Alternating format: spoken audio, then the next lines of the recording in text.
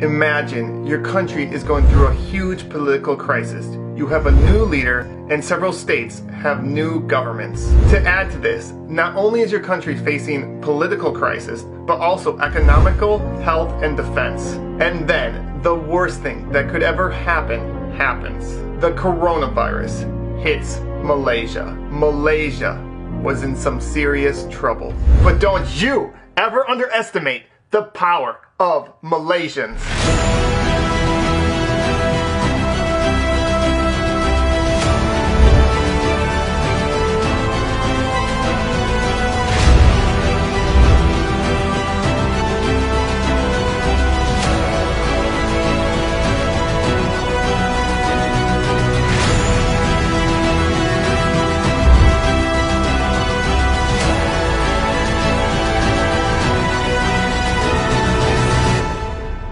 Here are 15 ways that Malaysia did the impossible. Number 15, donations and volunteer organizations. So many people volunteered and so many organizations helped out. For example, Emirat provided healthcare workers with food, AC units, and raised over 3 million ringgit for medical supplies. Number 14, top doctor. Dr. Noor Hussam Abdullah has been ranked one of the top doctors in the entire world at fighting the coronavirus. And not only does he present accurate facts, he's able to do it in a way that gathers support and also keeps people calm as he does it. Number 13, the movement control order and the enhanced movement control order. These things are not easy to pull off, and it took so many people and different organizations to work together to have them work. Number 12, indirect volunteers. There are so many people that helped out and volunteered and did so many different things like food delivery.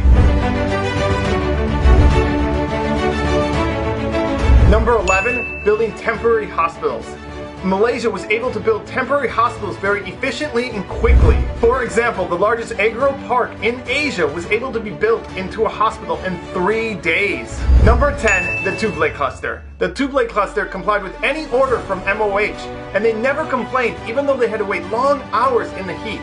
Number 9, banks. Banks lent to the borrowers for 6 months. Number 8, universities. Universities allowed students to stay for free and provided them food as well. Number 7, stipends. Nearly 4 million homes received up to 1,600 ringgit. Number 6, ignoring politics. Opposition leaders came together and forgot about politics for the good of Malaysia. Now that is really cool. Number 5, protecting the most vulnerable. Malaysia did a great job in protecting those that were most vulnerable, homeless and foreign workers. They were put in public halls and provided a tent. Number 4, Malaysians returning home. Malaysians returning home from overseas were provided a free hotel, free food, and COVID-19 testing during their 2-week quarantine. Number 3, respect for frontline workers. I've never seen so much respect and love for frontline workers. It was so beautiful to see all the support Malaysians gave to the frontline workers. Number 2, fixing the PPE shortage for frontline workers. At the beginning of the crisis, there wasn't enough PPE for all the frontline workers, and so Malaysians took it onto themselves. For example, a fashion designer realized she had a skill set that could be very valuable, and so she took the initiative to organize an entire team to make PPE. Prisoners made PPE, college students made PPE, even a Malaysian born with no arms didn't let that stop her from making PPE. And number 1, most important, is teamwork. It didn't matter if you were a celebrity or an average person. It didn't matter your social status. It didn't matter your gender, your religion, your ethnicity.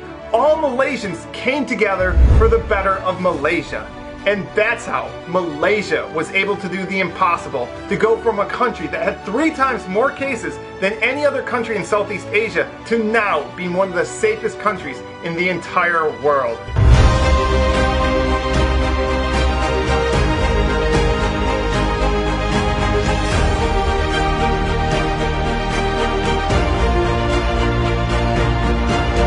And lastly, I'd like to thank all the Malaysians that helped make this video possible. So many of you wrote to me, sent me videos and pictures, and specifically Pacific Baku, who's a motorcycle rider, let me take lots of his footage, along with Q Productions, who took beautiful drone shots. And you can find links to their channels in the description. So thank you to all of you who helped make this video possible.